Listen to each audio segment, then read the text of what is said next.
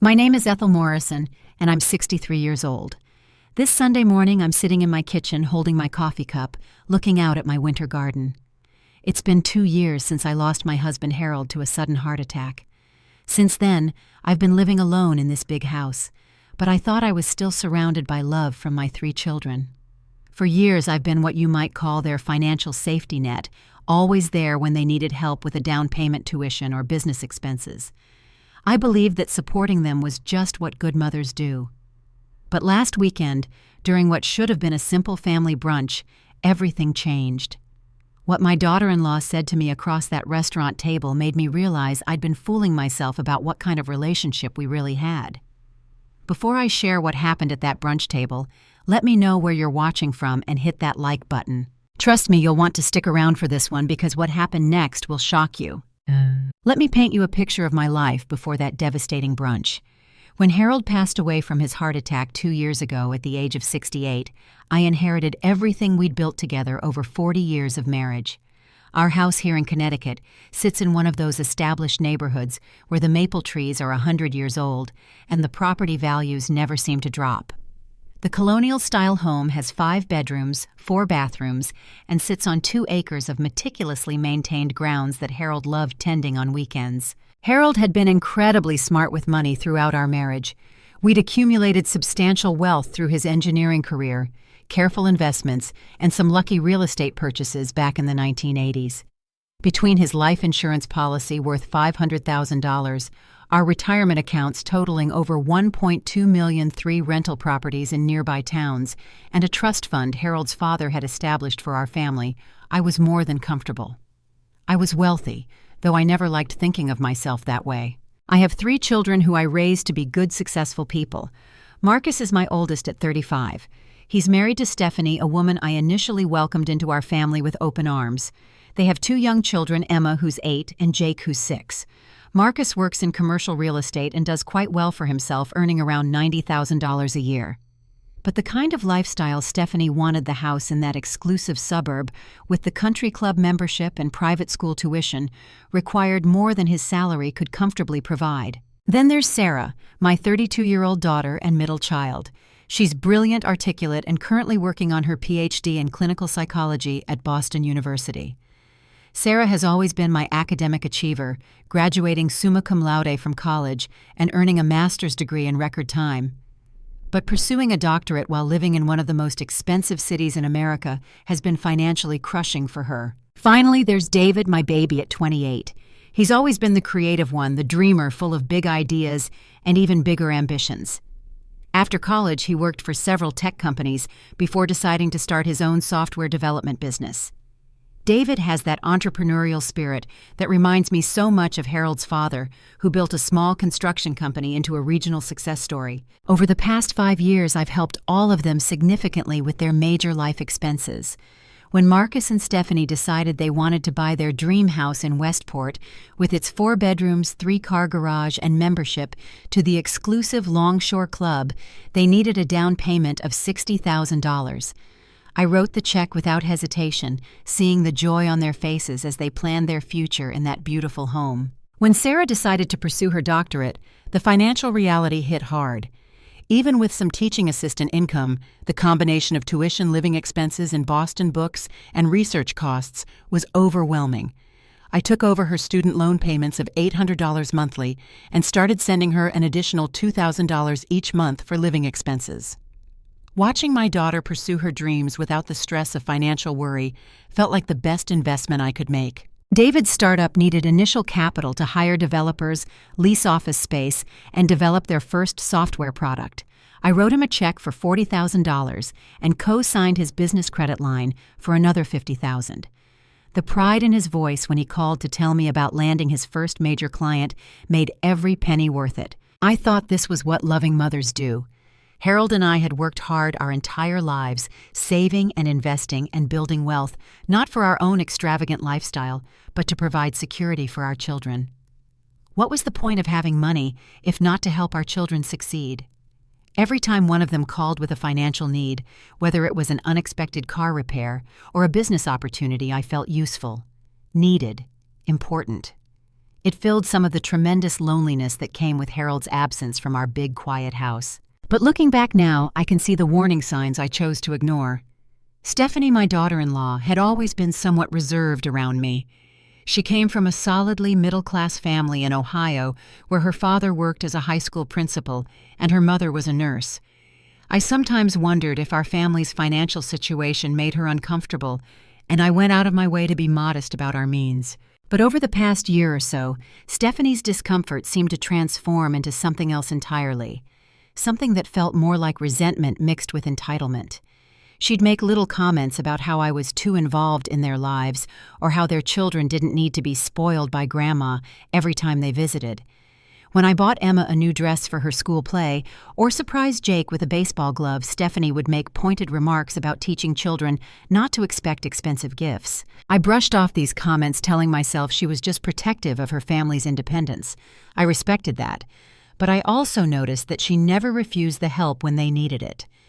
When their hot water heater broke last spring, Marcus called me within an hour, and I had a check for $3,000 in their mailbox by the next morning. Stephanie's principles about accepting help seemed to disappear when it was convenient. Let me tell you about the Christmas disaster that set everything in motion. I'd spent weeks preparing for our traditional family gathering at my house. Harold and I had always hosted Christmas, and I wasn't about to let that treasured tradition die with him. The house needed to feel magical, especially for Emma and Jake, who deserved the kind of Christmas morning memories I'd created for their father and aunt and uncle decades earlier. I hired decorators to hang garlands on every banister and doorway.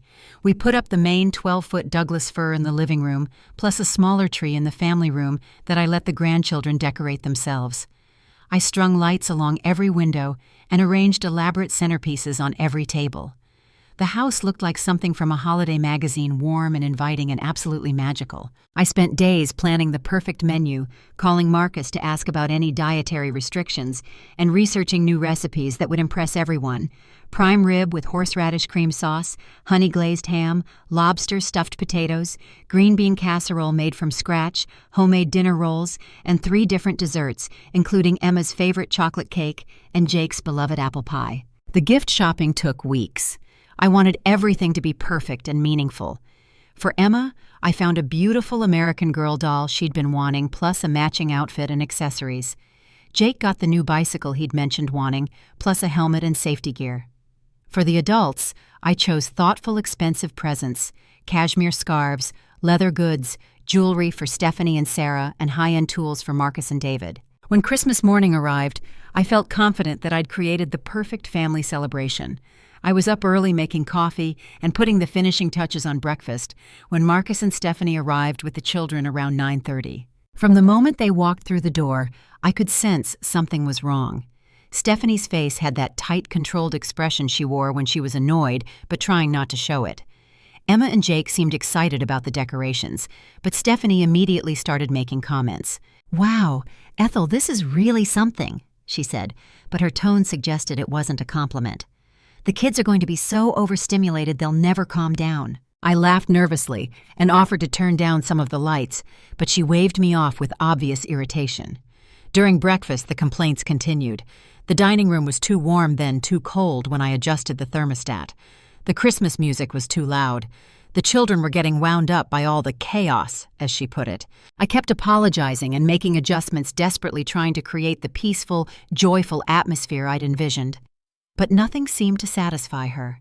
When I served the prime rib dinner, I'd spent all morning preparing. Stephanie picked at it and announced it was too rich for her stomach. When I offered to make her something lighter, she sighed dramatically and said she'd just eat the vegetables. The breaking point came during present opening in the living room. I was sitting on the floor with Emma and Jake, watching their faces light up as they unwrapped their carefully chosen gifts. But instead of joy from the adults, I felt waves of disapproval emanating from Stephanie. After the children opened their main presents, Stephanie pulled Marcus into the hallway. I could hear her whispered complaints. "This is ridiculous. She's trying to buy their love. How are we supposed to compete with this? Our presents look pathetic next to all this expensive stuff." When they returned to the living room, Stephanie's mask of politeness had completely slipped. Standing in front of my beautiful tree, surrounded by the decorations I'd spent weeks arranging, she made the announcement that shattered my heart. You know what, Ethel, Christmas here is just too overwhelming for the children. All this over-the-top stuff, the pressure to be grateful for expensive gifts they don't need, the way you turn everything into such a big production. It's honestly depressing how much you go overboard. I don't understand why we even come here anymore when it just stresses everyone out. The room fell silent except for the soft Christmas music still playing in the background. Sarah, who'd been helping Jake with one of his new toys, looked up in shock. David stopped mid-conversation with his girlfriend and stared at Stephanie with his mouth open. But Marcus, my firstborn son, the little boy I'd rocked through countless sleepless nights and cheered for at every baseball game, said absolutely nothing. He didn't defend me. He didn't tell his wife she was being inappropriate and hurtful. He didn't remind her that she was a guest in my home criticizing my hospitality and traditions. He just sat there looking uncomfortable, as if her words were reasonable observations rather than cruel attacks on someone who'd spent weeks trying to make their family happy. Stephanie gathered the children and their mountain of new toys, announcing they were leaving early because the kids needed to decompress from all this chaos. Marcus followed behind her like an obedient puppy loading gifts into their car without making eye contact with me. The rest of my children tried to salvage the day, but the damage was done. Sarah helped me clean up while making forced conversation about her graduate studies. David and his girlfriend left soon after apologizing for the awkward situation, but clearly wanting to escape the tension. I spent that Christmas evening alone in my living room, surrounded by expensive decorations that now felt foolish and excessive, wondering how I'd become the villain in my own family's story. The week between Christmas and New Year passed slowly. I kept replaying Stephanie's words, trying to understand how my attempts to show love had been perceived as manipulation or showing off. I'd always prided myself on being generous, but not ostentatious, giving freely, but never making others feel obligated or uncomfortable. Sarah called a few days after Christmas to check on me, carefully avoiding any mention of Stephanie's outburst. David sent a sweet thank you text for his gifts, but from Marcus there was only silence. Then the Friday after New Year, Marcus called. His voice sounded strange, formal, and distant, like he was making a business appointment rather than talking to his mother. "Mom, would you like to meet Stephanie and me for brunch on Sunday? We'd like to catch up and start the new year off right." Something in his tone made my stomach clench with anxiety, but I forced myself to sound pleased. "That sounds lovely, honey. Where would you like to meet?" "How about Riverside Bistro, say noon?" I agreed, though I noticed he didn't ask about my preferences or suggest the cozy cafe where we used to meet regularly. Riverside Bistro was upscale formal, the kind of place Marcus took his real estate clients when he needed to impress them or deliver important news. I spent Saturday evening choosing my outfit with unusual care. I wanted to look put together, but not overdressed, elegant, but not intimidating. I finally settled on a navy blue dress with my pearl earrings and matching necklace, the classic, understated look Harold had always loved on me. That night I barely slept. Something about Marcus's phone call felt ominous, but I tried to convince myself I was being paranoid. Maybe they wanted to apologize for Christmas. Maybe Stephanie had realized her comments were inappropriate and wanted to clear the air. Maybe this was their way of extending an olive branch for the new year. Sunday morning, I drove to Riverside Bistro with cautious optimism.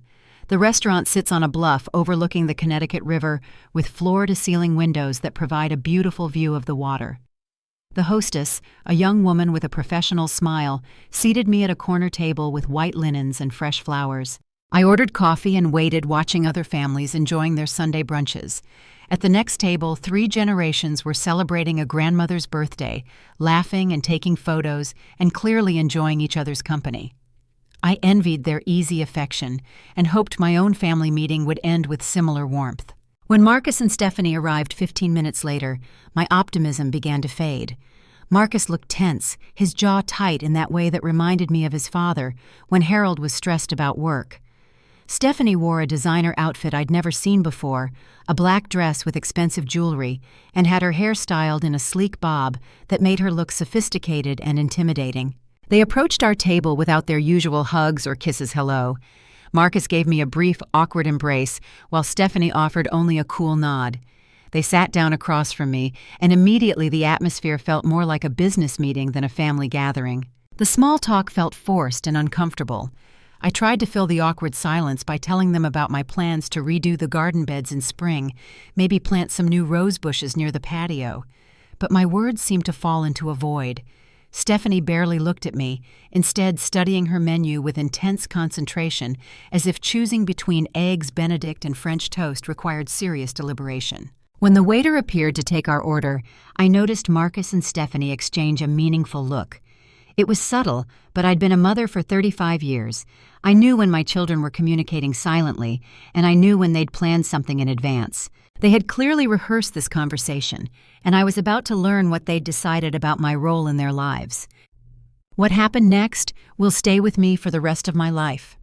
After we'd ordered our meals and the waiter had refilled our coffee cups, Stephanie folded her hands on the white tablecloth and fixed me with a stare that could have frozen champagne. "Ethel," she began, using that artificially concerned tone people adopt when they're about to deliver devastating news while pretending to care about your feelings. "We need to have an honest conversation about your expectations when it comes to family relationships." My stomach dropped to somewhere around my knees, but I nodded politely, trying to maintain my composure and dignity. "Christmas was really problematic for our family," she continued, emphasizing the word problematic, as if my holiday celebration had been some kind of social crisis. "The way you went completely overboard with everything, the excessive decorations, the mountains of expensive gifts, trying to force all this artificial family togetherness. You made Christmas sad and depressing for everyone, especially the children." I opened my mouth to respond to defend myself, but she held up her perfectly manicured hand to silence me. "Emma and Jake were absolutely miserable. They felt overwhelmed and overstimulated by all the chaos you created. Emma actually had a complete meltdown in the car on the way home because she was so exhausted from trying to navigate all your emotional expectations and the pressure to perform gratitude for things they didn't even want." Marcus sat silently beside his wife, looking down at his hands clasped in his lap. My own son, the little boy I'd taught to tie his shoes and ride a bicycle, helped with algebra homework, and driven to soccer practice countless times, couldn't even make eye contact with me while his wife systematically tore apart my character and motivations. "We've been talking extensively about this situation," Stephanie continued, as if discussing my family relationships was a problem requiring their joint consultation and problem-solving skills. "And we've decided it would be best for everyone, especially the children, if you stepped back from hosting family gatherings. Maybe you could find some friends your own age to spend holidays with instead." The words hit me like physical blows to my chest. Find friends my own age. Step back from my own family traditions.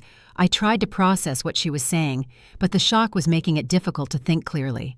"You're just too involved in our lives, Ethel.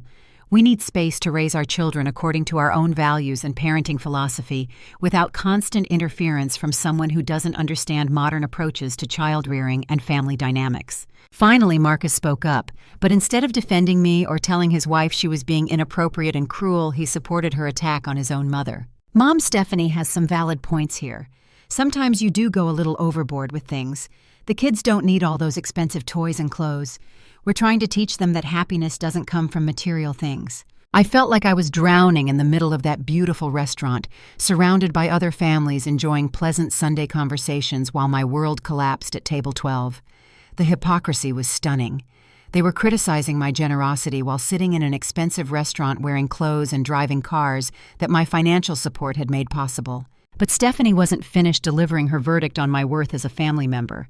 She saved her most devastating blow for last.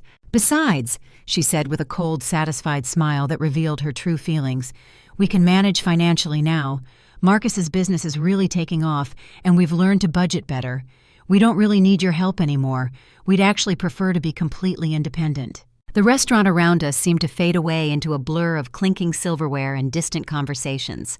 Other families continued their pleasant Sunday brunches, celebrating birthdays and anniversaries, and simply enjoying each other's company, while my relationship with my son and daughter-in-law died at table 12. They didn't need me anymore. Not my love, not my traditions, not my financial support that had made their lifestyle possible. I was being dismissed, discarded like an old piece of furniture that no longer matched their evolving decor and vision for their lives. I sat there in stunned silence as our meals arrived. The eggs Benedict I'd ordered looked beautiful with perfect hollandaise sauce and fresh chives, but my appetite had completely disappeared.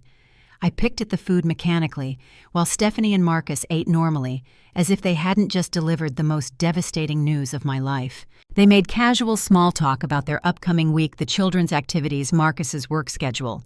They discussed their plans to renovate their kitchen and their ideas for a spring vacation, talking around me, as if I weren't sitting right there, as if they hadn't just told me I was unwanted and unnecessary in their lives. When the check arrived, I reached for it automatically, as I had done countless times over the years. But this time it felt different. This time I realized I was paying for my own execution, funding the very meal where my son and his wife had decided to cut me out of their lives. I left Riverside Bistro with whatever dignity I had remaining, walked to my car on unsteady legs, and drove home through the Connecticut countryside in a state of complete emotional numbness.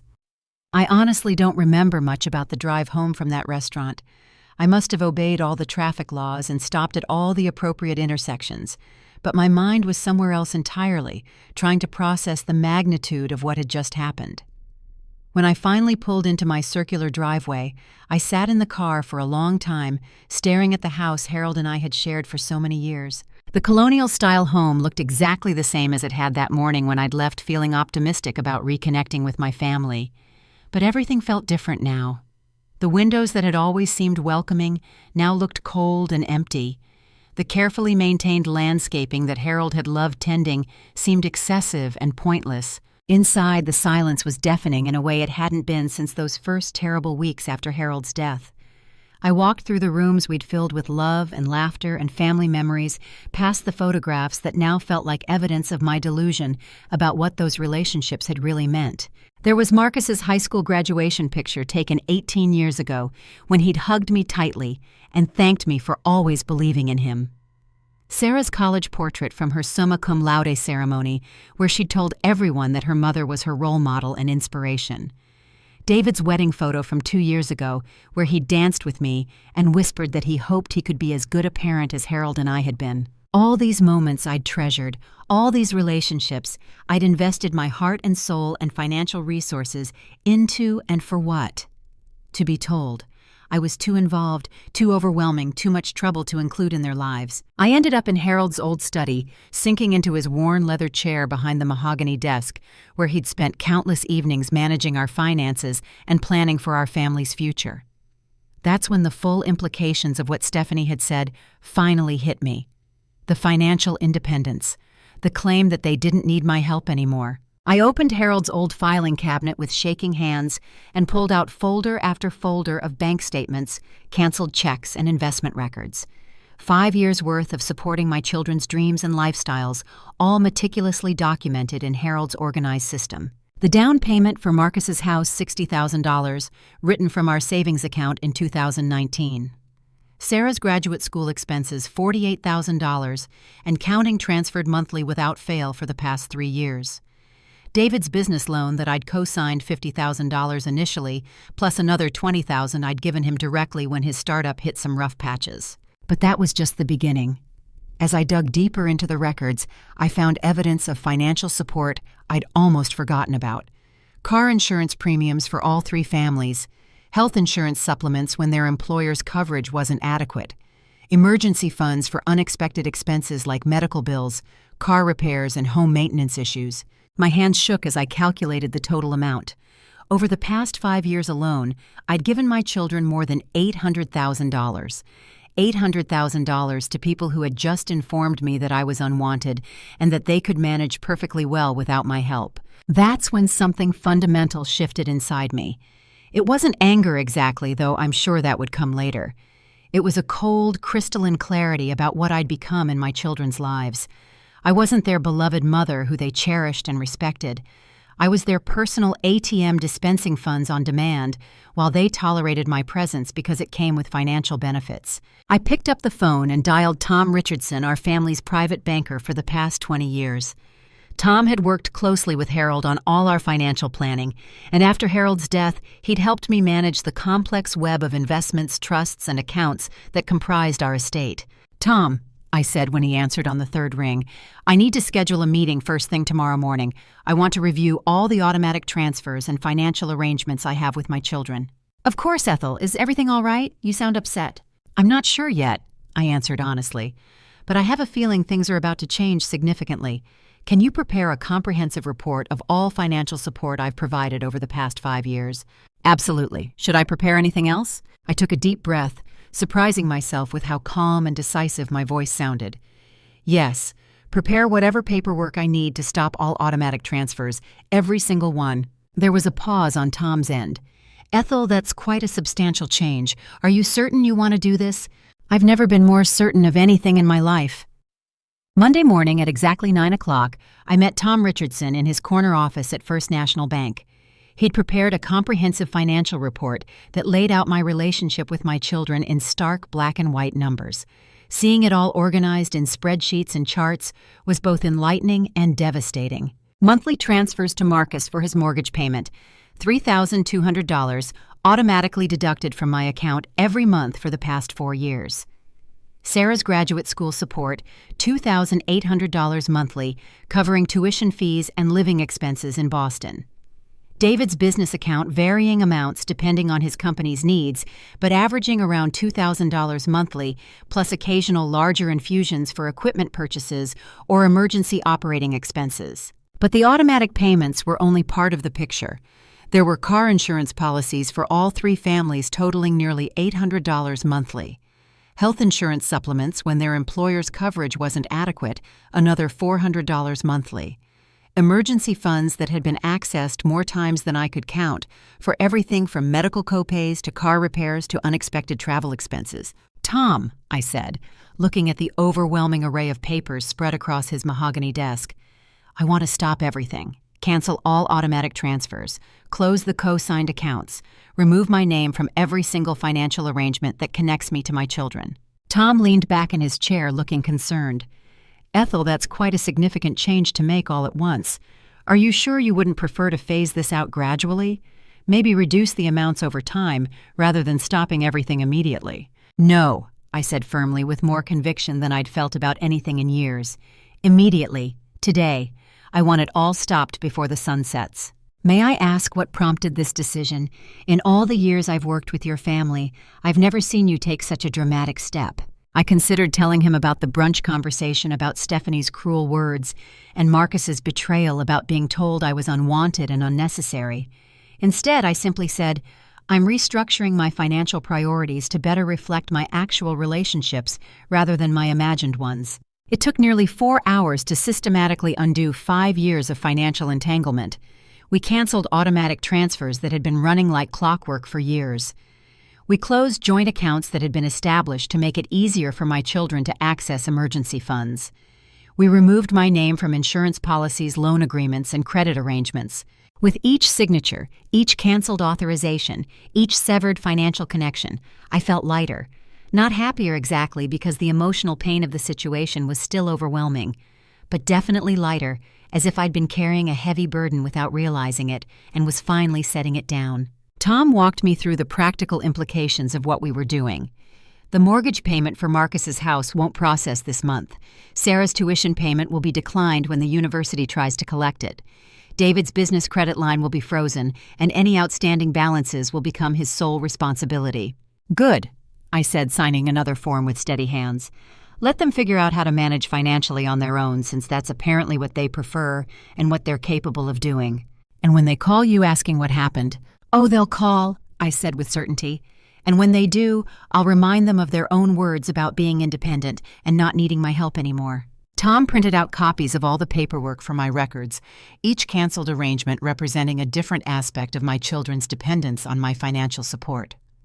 As I drove home with the folder of documents on my passenger seat, I felt something I hadn't experienced in years, the power of making my own choices based on my own priorities, rather than simply responding to everyone else's needs and demands. For too long, I'd been reactive, automatically saying yes every time one of my children needed financial help, automatically adjusting my own life to accommodate their wishes and preferences. Now finally, I was taking deliberate action based on how I'd been treated and what I'd learned about my actual value in their lives. The afternoon sun was shining through my kitchen windows when I arrived home, and for the first time in days, the house didn't feel quite so empty and sad. The first call came on Tuesday afternoon, less than 24 hours after I'd made my financial changes. My phone rang while I was reading in Harold's study, and Sarah's name appeared on the screen. "Mom." Her voice sounded confused and slightly panicked. "I think there's been some kind of mistake with my tuition payment. Boston University called and said the payment was declined by the bank. Can you contact them and sort this out? I'm sure it's just a technical error." "There's no mistake, sweetheart," I said calmly, my voice steadier than I'd expected. "I've made some changes to my financial arrangements." Silence on the other end of the line, then a sharp intake of breath. "What kind of changes? What does that mean?" "Well, your brother and his wife informed me this weekend that all of you can manage financially without my help now, so I'm simply giving you the opportunity to do exactly that." "Mom, what are you talking about? What does Marcus have to do with my tuition payments? I don't understand what's happening here." "Ask your brother about our conversation on Sunday," I said gently. "And Sarah, you're a brilliant woman working on a doctorate in clinical psychology. You understand human behavior and problem solving better than most people. I have complete confidence in your ability to figure out alternative funding arrangements." "But Mom, I can't just magic up $3,000 for this semester's tuition. The payment was due yesterday, and if I don't get it sorted out by Friday, they'll drop me from my classes." The panic in her voice tugged at my heart, but I forced myself to remain firm. "Then I suggest you start making phone calls. Student loans, teaching assistantships, research grants, part-time work. There are always options for motivated people." I ended the call feeling a mixture of sadness and determination. Sarah was my daughter, and I loved her deeply, but she was also a capable adult who had become too comfortable relying on my automatic financial support. Wednesday brought a call from David, and his stress level was even higher than Sarah's had been. "Mom, something's wrong with my business account. The bank says my credit line has been frozen and they can't process any payments. They mentioned something about you removing your name from the account I have payroll to meet on Friday, and if I can't access those funds, I'll have to lay off half my staff. This could destroy everything I've built." "I'm sure you can manage financially," I said, unconsciously echoing Stephanie's exact words from our brunch conversation. "You're a smart, resourceful entrepreneur. You'll find a way to solve this problem." "But Mom, I don't understand why this is happening. What did I do wrong? Why are you pulling your support all of a sudden?" "David, what happened is that I finally heard what my family really thinks of me and my role in your lives, and I decided to respect your wishes for complete independence." "What wishes? I never said I wanted to be independent from you. I value our relationship." "Then you should have spoken up when your sister-in-law was attacking me on Sunday. You should have defended me when she told me I wasn't wanted at family gatherings anymore." Another silence. Then David's voice much quieter. "Mom, I wasn't at that brunch. What happened? What did Stephanie say?" "Ask your brother," I repeated. "And David, you're creative and intelligent. If your business plan can't survive without my co-signature and financial backing, then maybe it needs to be restructured anyway." Thursday evening brought the call I'd been both dreading and anticipating. Marcus's name appeared on my phone screen at 8:30, just after I'd finished a quiet dinner alone in my kitchen. "Mom." His voice was completely different from the formal, distant tone he'd used recently. Gone was the casual confidence. He sounded scared, uncertain, almost like the little boy who used to come to me when he'd made a mistake and needed help fixing it. "What's going on?" "The bank called me today. They said you canceled the automatic mortgage transfer, and Sarah called crying about her tuition being declined. David is panicking about his business account being frozen. I don't understand what's happening." "Yes," I said, simply offering no additional explanation. "But why? What did we do to deserve this? Why would you suddenly cut off all support without warning us?" For a moment, I almost felt sorry for him.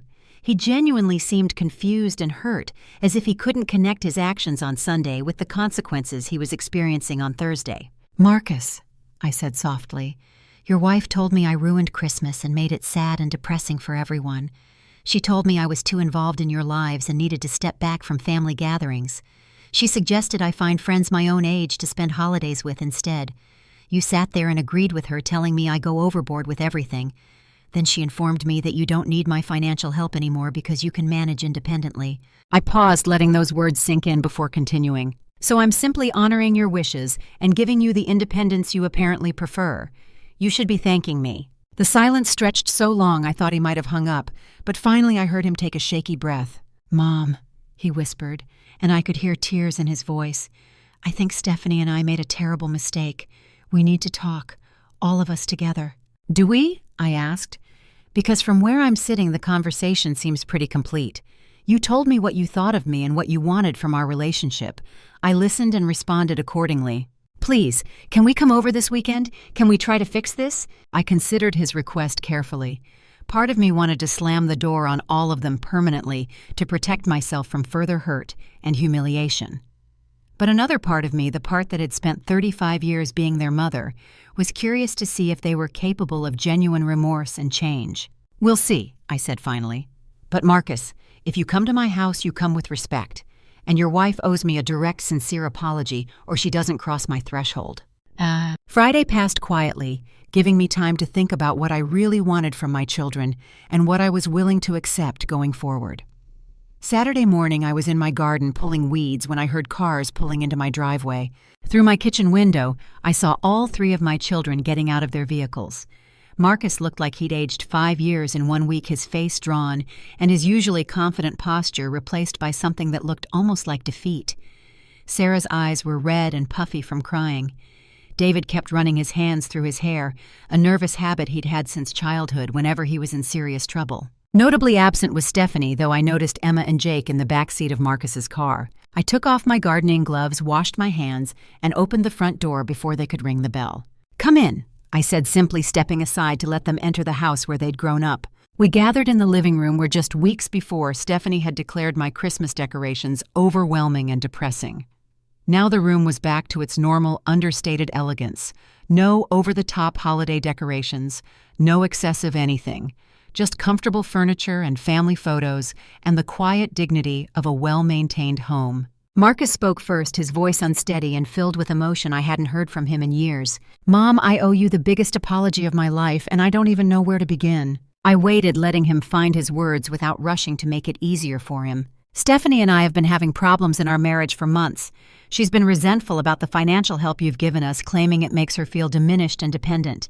She convinced me that accepting your support was somehow weak, that it was preventing us from being truly successful on our own."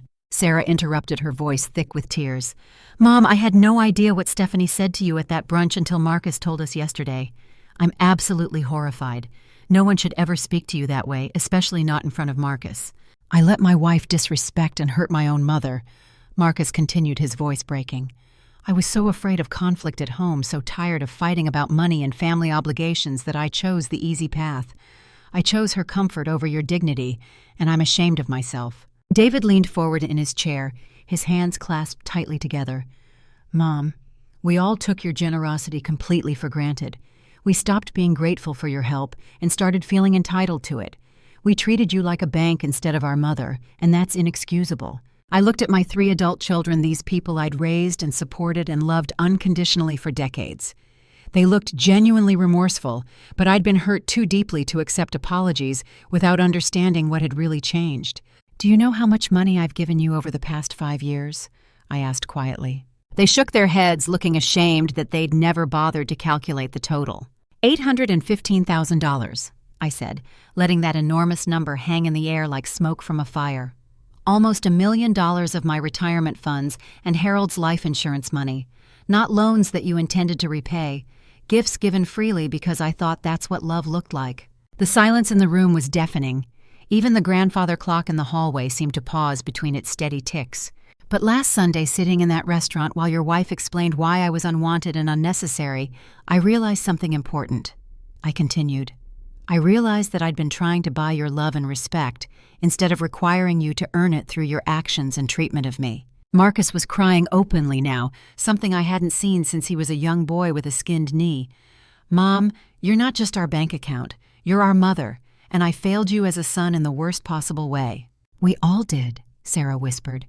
"We let you carry all the financial burden while we lived our lives and pursued our dreams, and we never even properly thanked you." I felt my own eyes filling with tears, but I wasn't ready to forgive and forget just yet.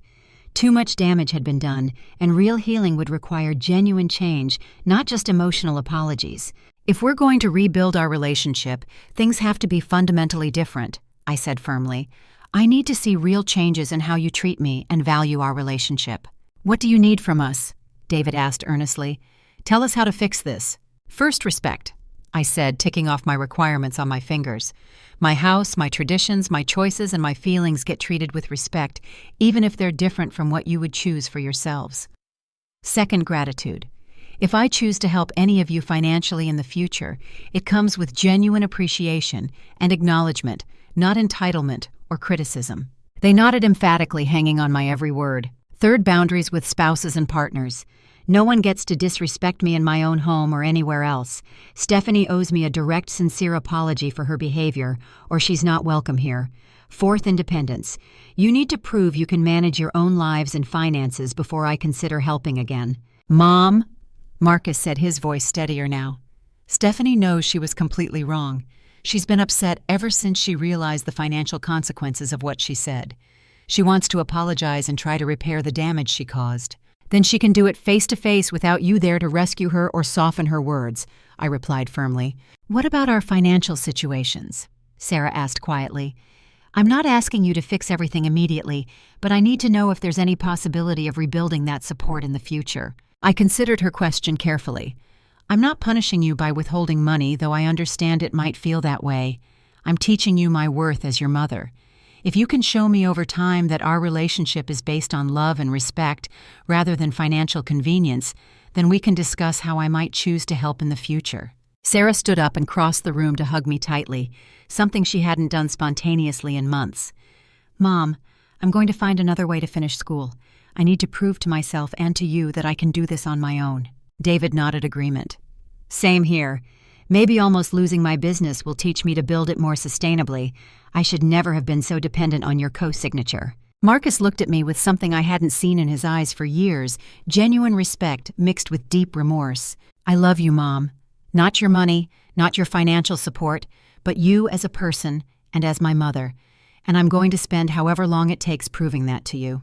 As my children prepared to leave that evening, I felt cautiously optimistic for the first time since that terrible brunch. We had a long way to go, and rebuilding trust would take time and consistent effort from all of us. But for the first time in years, I felt like their mother, instead of their personal ATM. 2 days later, Stephanie appeared at my front door alone without Marcus or the children. She looked nervous and exhausted, and when I invited her in, she perched on the edge of my sofa like she might need to run at any moment. Her apology was lengthy, detailed, and seemed genuinely remorseful. She admitted that her own insecurities about money and class differences had made her resentful of my generosity instead of grateful for it.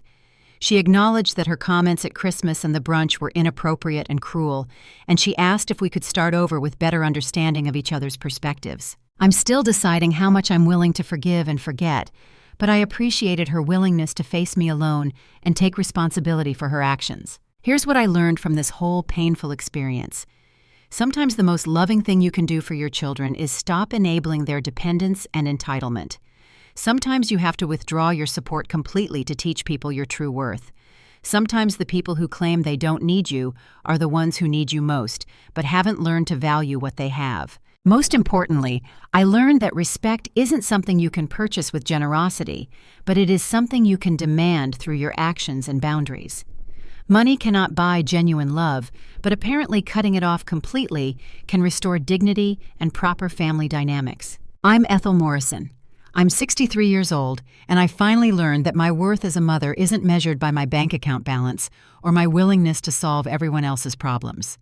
It's measured by the love and respect I give and receive, and I'm no longer willing to accept anything less than what I deserve. Have you ever found yourself in a situation where your generosity was taken for granted by the people you love most? Have you had to make difficult decisions to teach your family members about boundaries and respect? What would you have done if your daughter-in-law had spoken to you the way Stephanie spoke to me? Let me know your thoughts in the comments below.